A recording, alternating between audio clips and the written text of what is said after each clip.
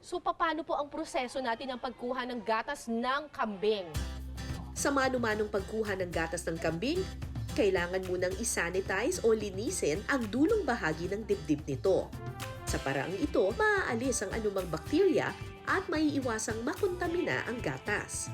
Sunod namang pipisilin ng 2 beses ang dibdib ng kambing. Kailangan muna kasing maalis ang paunang gatas na maaaring may dumi pa.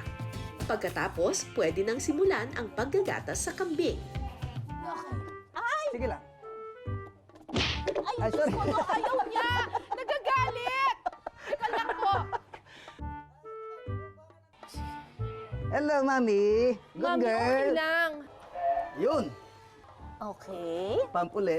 Pampulit. Yun. Paano ko malalaman kapag ubus na? Wala nang lumalabas. Pag wala na lumalabas, di meron pa. So halos 1 liter yan kung talaga kakaririn natin kuhanin. Galing ka na. Meron ka ng bagong part-time. Magiging lady farmer ka na.